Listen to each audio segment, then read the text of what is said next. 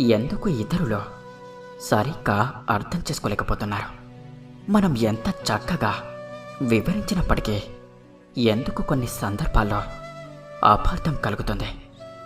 దీని వెనుక ఉన్న ముఖ్యమైన కారణాలను అర్థం చేసుకోవడం, ఇక వాటికి పరిష్కారాలను కనుగొనడం కూడా ఎంతో ముఖ్యం కదంటారా?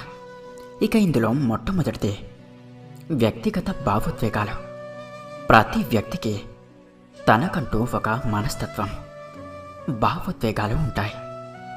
ఒక వ్యక్తి మన మాటలను తన అనుభవాల ద్వారా అర్థం చేసుకుంటాడు.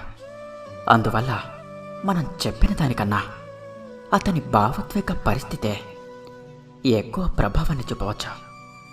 ఇక రెండవది సంభాషణ లోపం. మనం మాట్లాడే విధానం, వాడే పదజాలం